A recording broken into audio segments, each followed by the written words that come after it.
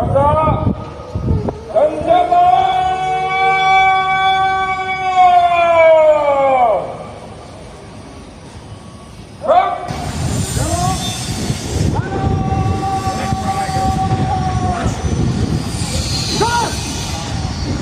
Selamat datang di masa depan Indonesia. Sudah berkali-kali saya sampaikan bahwa kepindahan ibu kota negara ke Nusantara adalah bukan sekedar memindah gedung kementerian. Bukan itu. Bukan juga hanya pindah istana presiden. Bukan itu. Bukan juga memindahkan gedung wakil presiden ke Nusantara. Juga bukan itu. Bukan itu. Bukan fisiknya yang ingin kita pindahkan. Tetapi yang ingin kita bangun adalah budaya kerja baru, mindset baru, dan IKN sebagai basis ekonomi baru.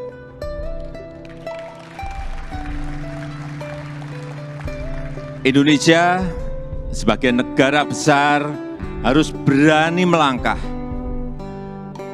harus berani memiliki agenda besar, berani punya agenda besar.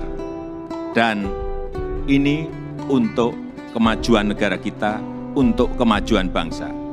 Dan jika kita tidak berani transformasi dari sekarang sampai kapanpun, kita akan sulit jadi negara maju. Dan untuk keberlanjutan IKN Nusantara, ini juga sudah sering saya sampaikan.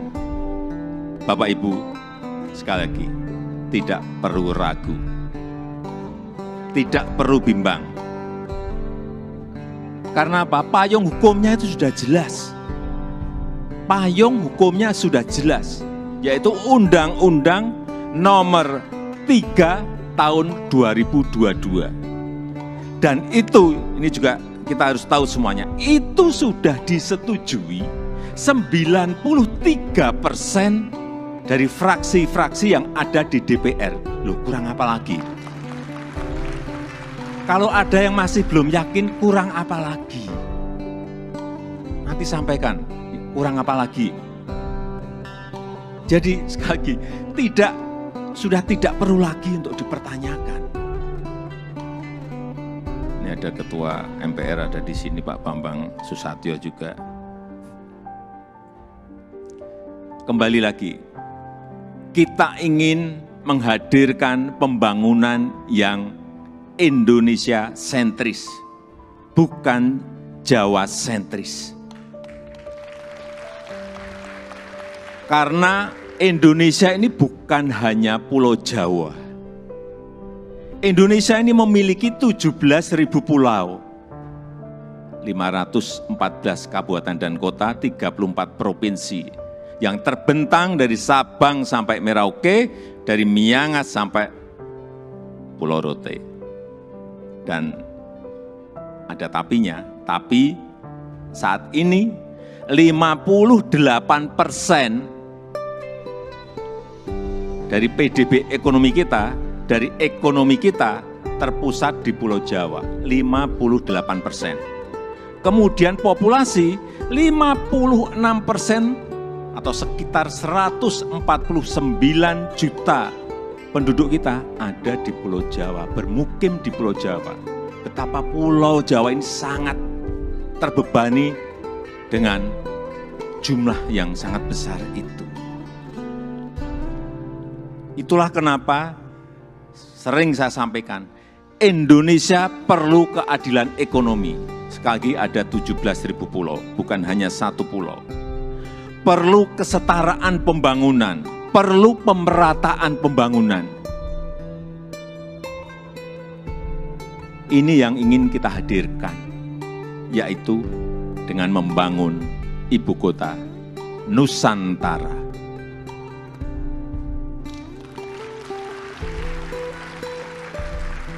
Nusantara adalah kota pintar masa depan yang berbasis hutan dan alam.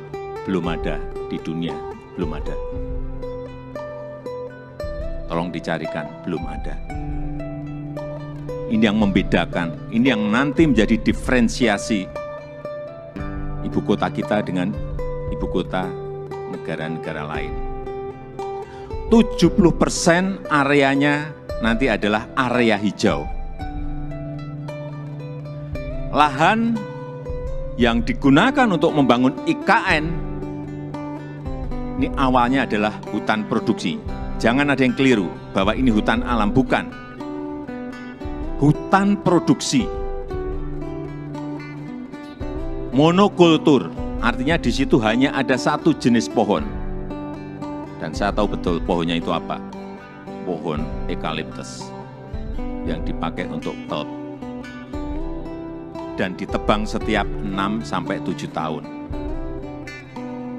Jangan ada nanti isu merusak hutan. Itu hutan produksi yang setiap 6 tahun, 7 tahun ya ditebang.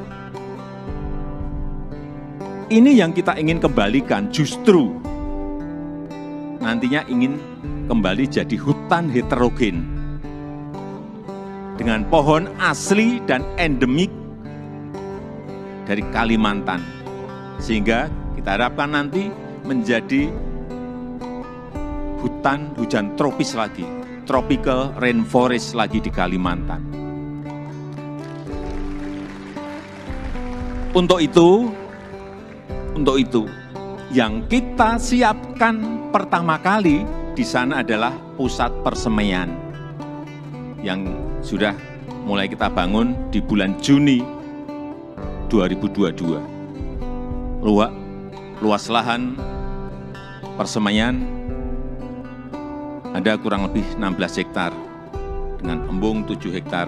Kita harapkan selesai nanti di awal tahun 2022. Yang kapasitas bibitnya setiap tahun bisa menghasilkan kira-kira 15 juta bibit per tahun. Ini yang akan kita pakai untuk menghijaukan Kalimantan. Supaya Bapak Ibu ingat, saya dari kehutanan.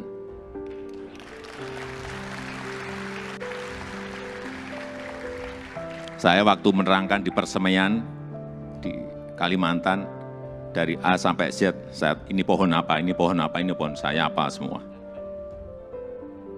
Dan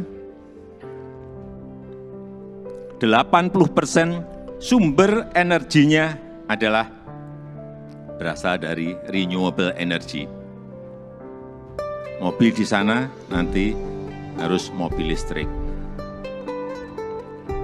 Kemudian 80% transportasinya adalah transportasi umum, autonomous vehicle, tanpa awak dan tanpa sopir.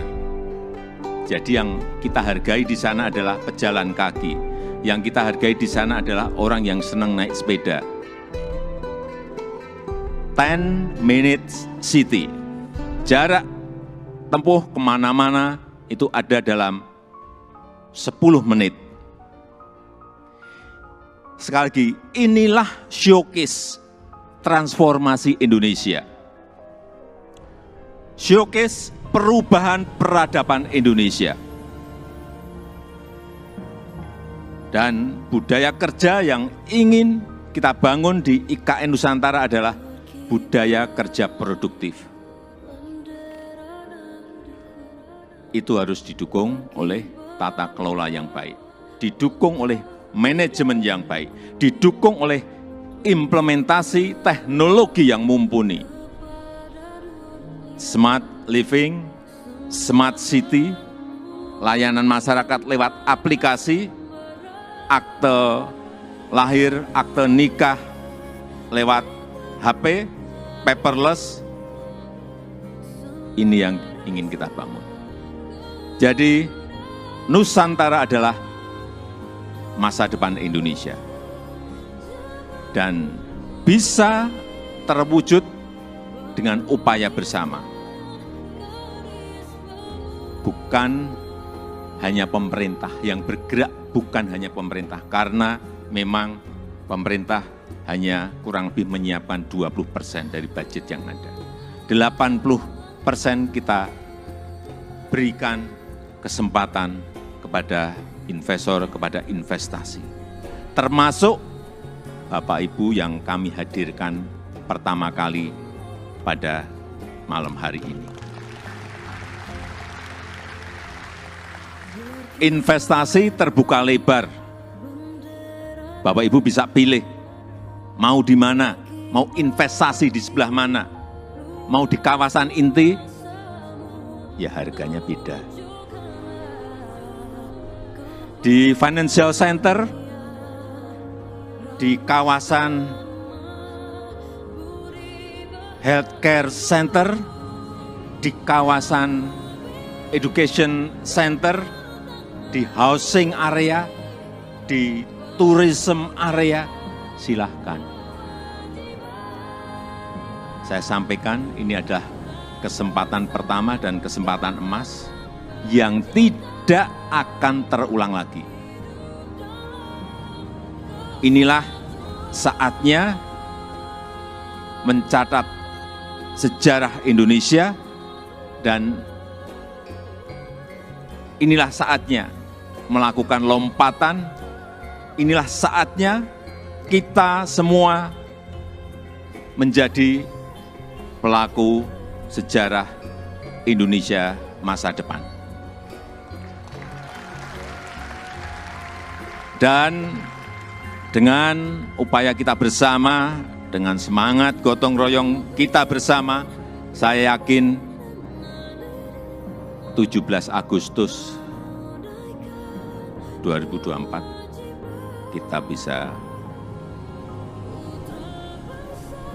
merayakan bersama-sama di Nusantara.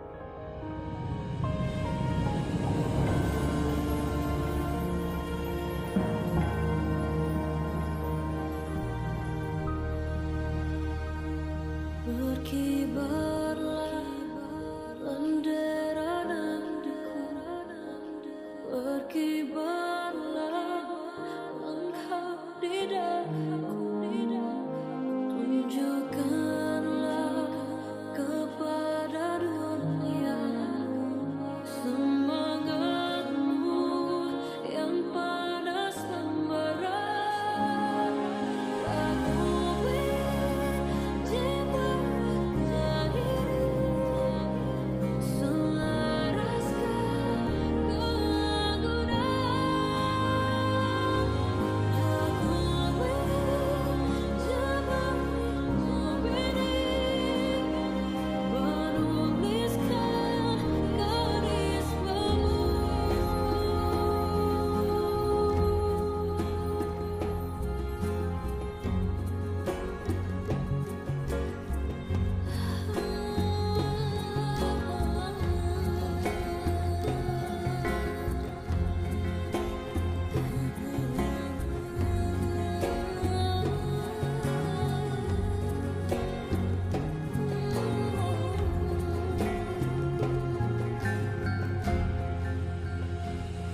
Berkibar